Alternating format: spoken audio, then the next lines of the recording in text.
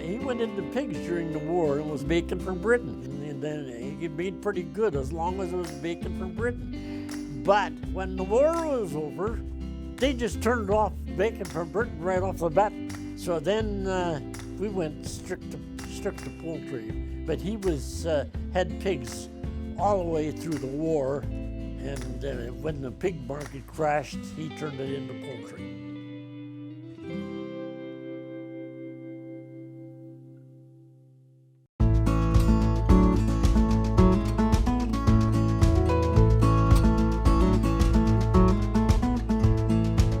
On Colborn Farms, we've got about 40,000 laying hens. There's 3 barns. There's 2 laying barns, or table egg barns, and 1 pullet barn where we grow the hens for the next cycle. 1 barn currently is a conventional housing unit. The other barn is enriched housing unit. We're part of the supply managed industry. Very proud to be. My grandfather was one of the founders of the Saskatchewan Egg Board, and my Uncle Cliff sat on the Egg Board as well, and I'm a current director on the Saskatchewan Egg Board. So it's the lifeblood of our farm. The poultry industry is very entrenched in our history and hopefully going to be part of our future as well.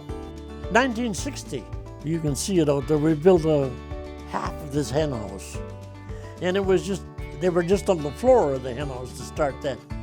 Well, that's right. It used to have a lot of problem with disease problems.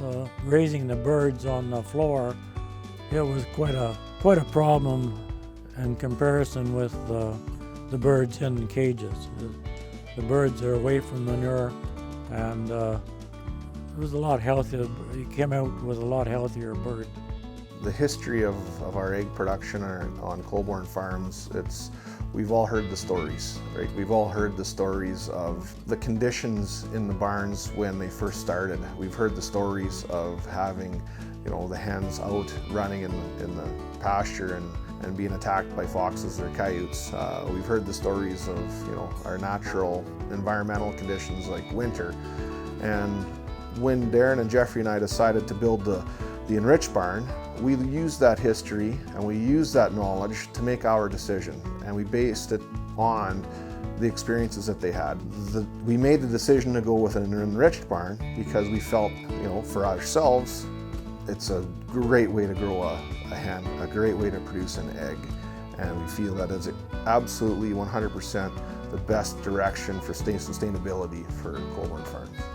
We'd put about 500 chickens in a brooder house. You'd have a brooder stove. Ours were oil burners. And as soon as the weather permitted, you just open one up and let them run. And then you gather them all up in the fall and put them in the hen house. Sometimes we'd get quite a few back, and sometimes we'd lose quite a few.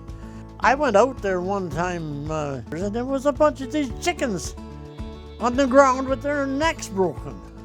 I couldn't figure out what the dickens that was. And here it finally turned out it was a fox had been in, and fox gets a chicken and it breaks its neck and gets it over its back and runs with it. And there was a whole bunch of them just broke their necks and dropped them. Oh, we're most definitely proud of the history that they invested in. My grandfather tells me the stories of driving around Saskatchewan and trying to get producers in Saskatchewan to become part of supply management and can become part of Egg Farmers of Canada and become part of the quota system. I was on the board at the time, and there was 2 things that I was very concerned about personally, and I figured that the amount of production should be based on the number of hens you had. That should be the production base. And the other thing was that you had to relate your quota to a bit of real estate someplace, so the quota stays with that real estate. And if you want to get quota, you had to buy the real estate. That was the 2 things that I kind of pushed, and they accepted both of them, and that's what worked. You learn a lot when you go to these poultry meetings and being on the egg board, and you learn quite a bit from other producers in the province.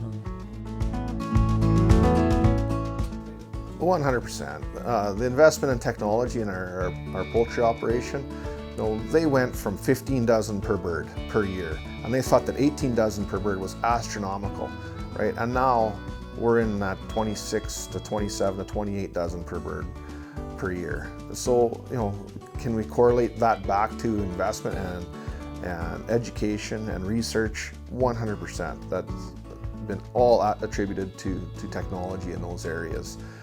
They were not afraid to make those technology changes or investment in barns, investment in equipment, investment in genetics. They made those because they were frankly forced to. They needed to grow more. Our family needed to grow more, and they made those decisions to invest in it. And I don't know if you can really, quantify what they did. The industry did it, right? Not just Clifford Keith.